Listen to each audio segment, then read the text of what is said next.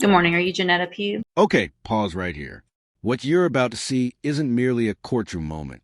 It's a textbook clash between sovereign citizen rhetoric and actual courtroom procedure. Pay attention to how wording, confidence, and legal confusion influence everything next.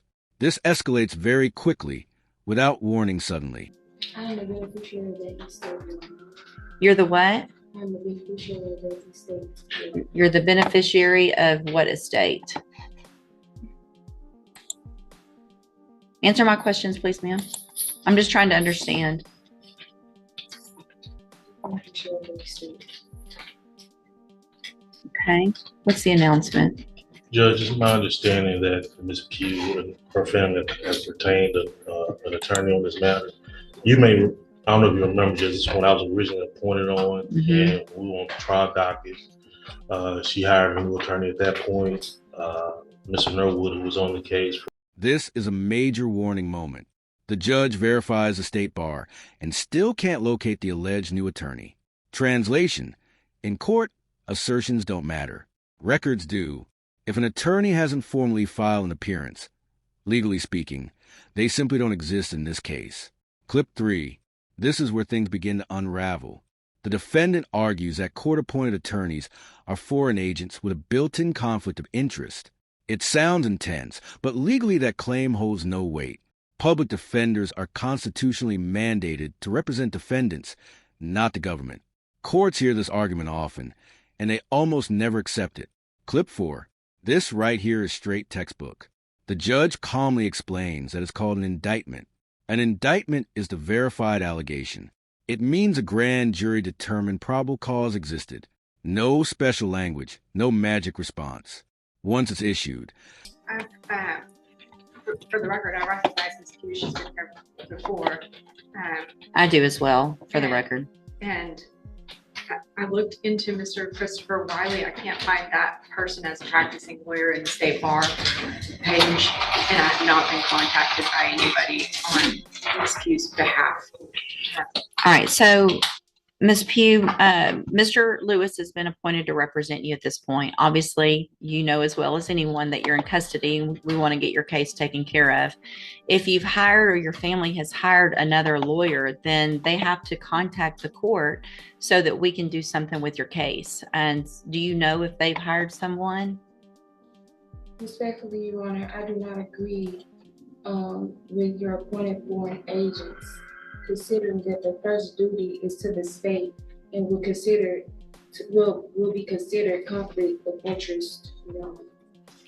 Okay, so if you don't. This is where things begin to unravel. The defendant argues that court-appointed attorneys are foreign agents with a built-in conflict of interest. It sounds intense, but legally that claim holds no weight. Public defenders are constitutionally mandated to represent defendants, not the government.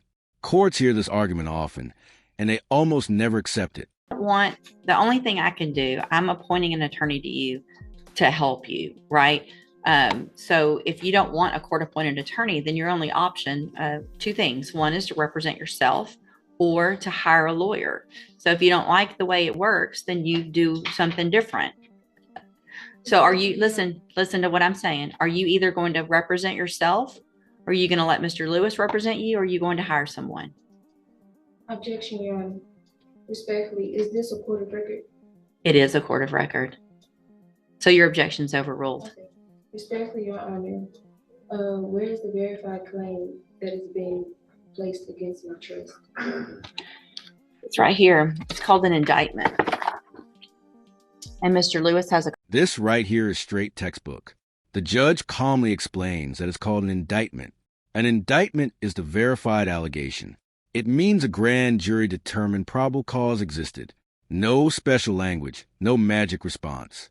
Once it's issued, the case proceeds unless it's dismissed through proper legal channels. Copy of it, and he can show it to you. So that would be the verified claim against you. Okay. Your Honor, respectfully, Your Honor, there were writs that was filed to the case that still haven't been received.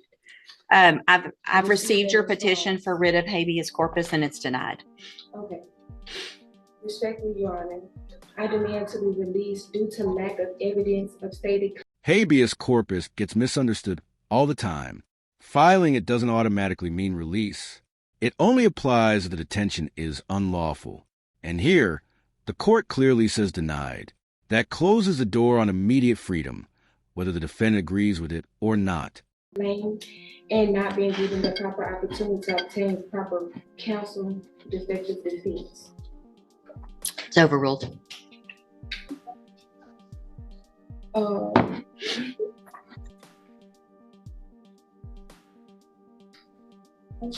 You're running out, aren't you? No, it's fine. So here's the thing, Ms. Pugh.